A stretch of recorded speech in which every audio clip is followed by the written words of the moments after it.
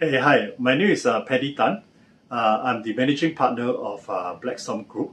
So today I just want to share with you about my journey from being an engineer to running my own business. So first and foremost, I was actually doing my national service. Well, that's where for most of the boys, you have to serve about 2.5 years. That was my time before year 2000.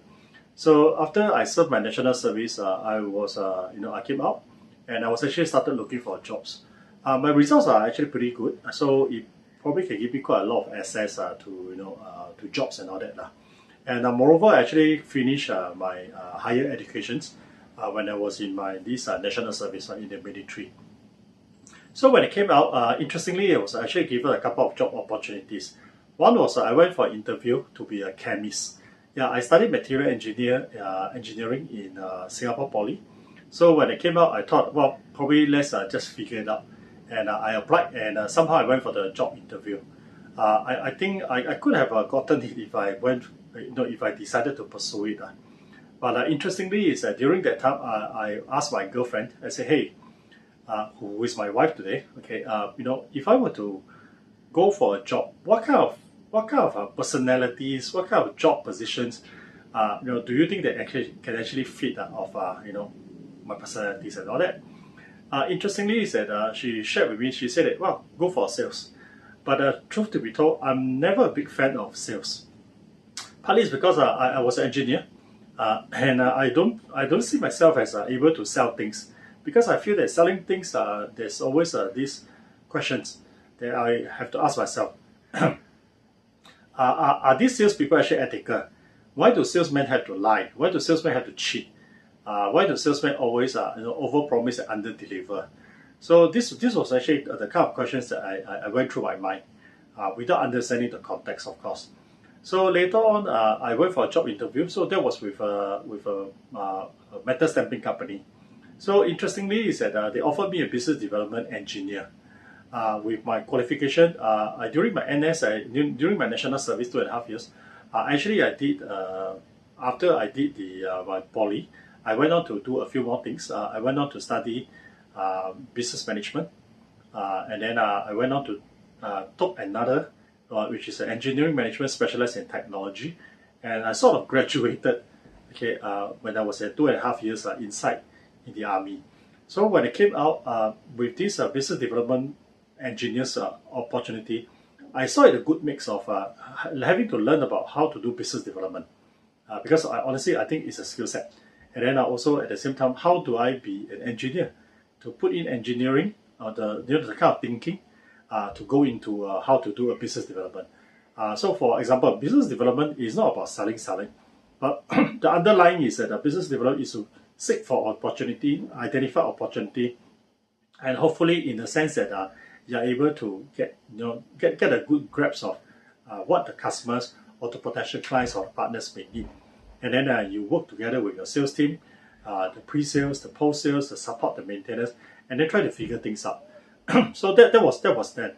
So when I asked my girlfriend then, who is my wife now, she said, "Yeah, you should go and try the business development engineer." So what's the worst that can happen?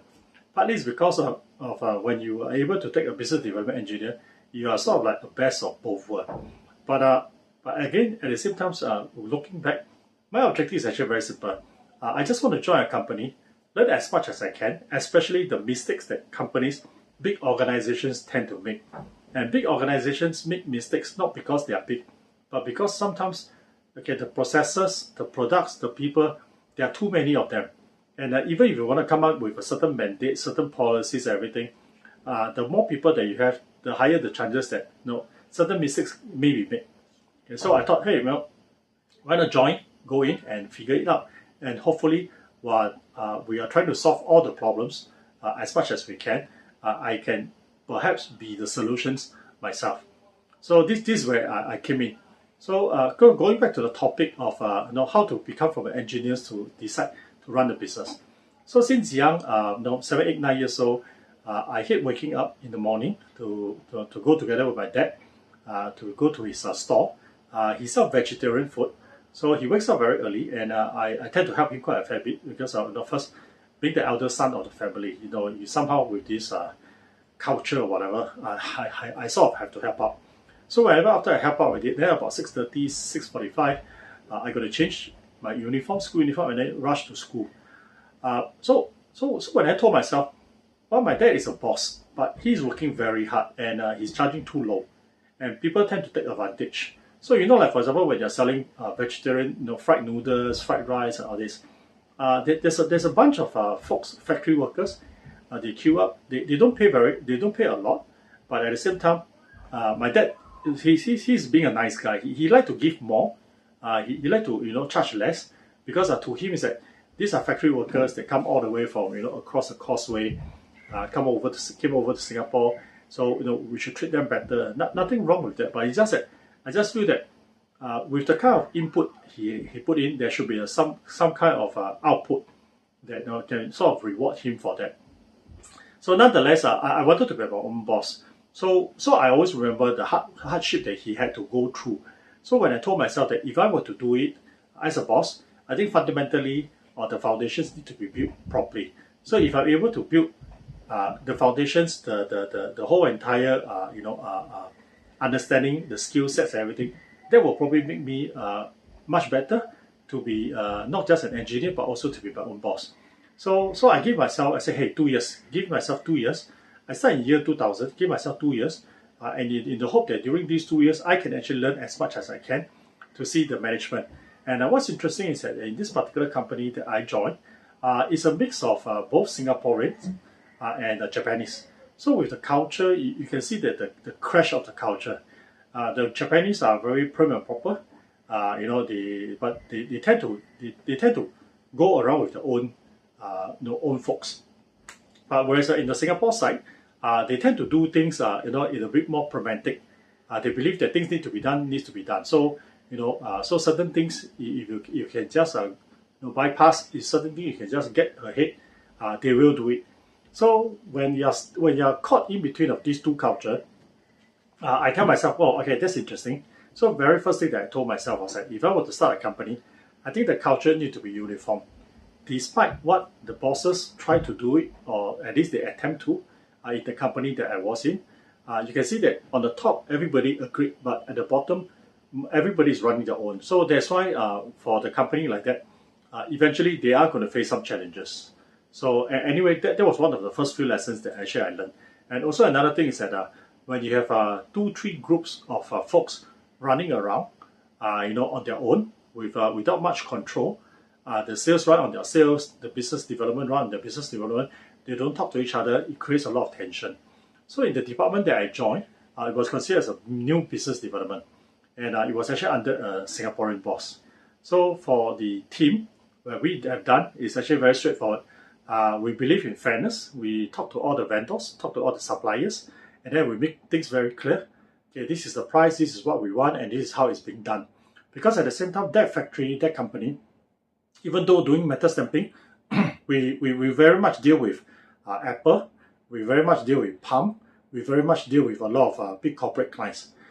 So this is also the part that actually got me going about, oh wow, that's very interesting, because I get to see the world, I travel around, and at the same time I ask myself, do I still want to be my own boss? Because when you are an employee, you are ensured of a salary that comes in every month, end of the month.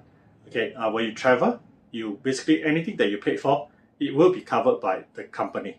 So for example, food, things like you get it from Costco, things that you get it from Walmart, Kmart, whatever in US, everything is paid for.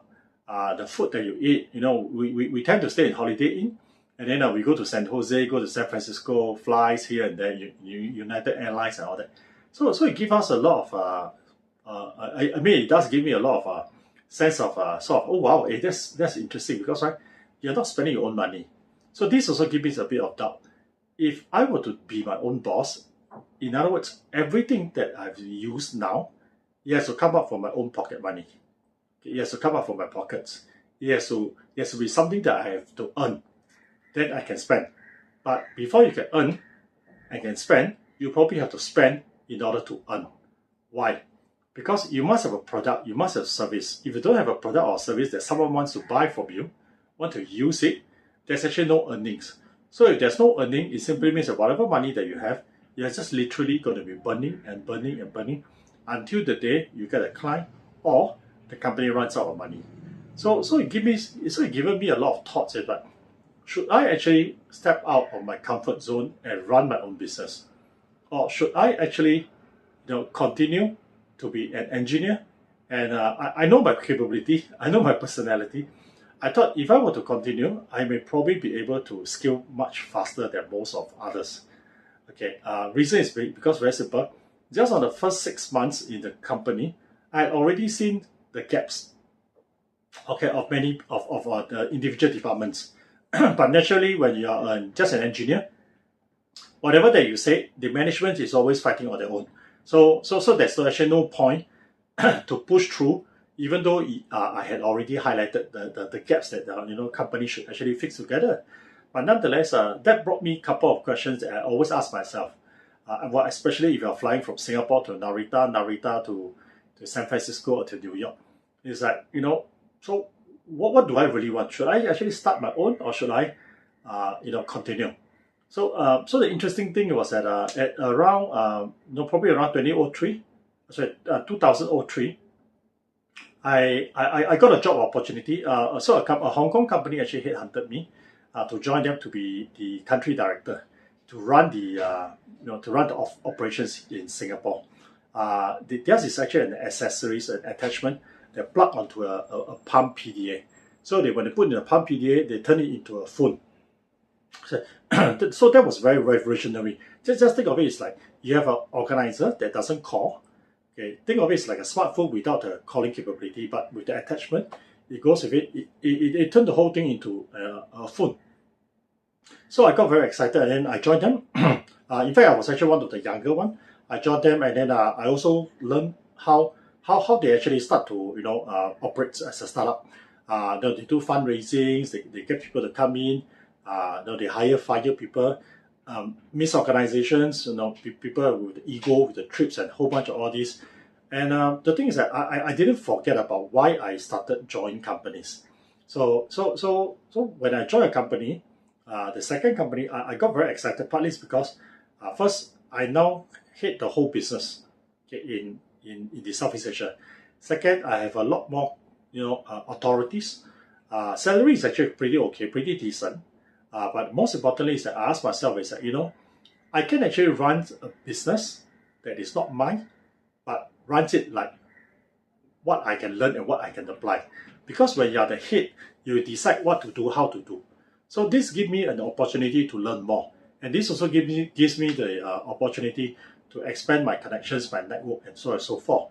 So subsequently, and from 2000 when I first started, all the way in between, I joined the companies, and then I learned a lot more things. And I told myself, perhaps by 2005, this is after 5 years of learning, making a lot of mistakes, and figuring things out.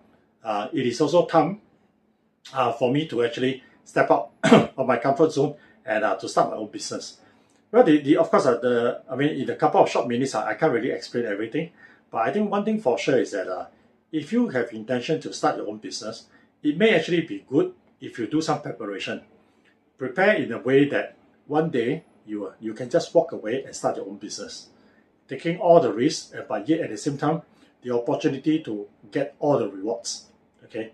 But second thing that I also feel is that don't burn the bridges. Even though if you want to come out on your own, the world is very small.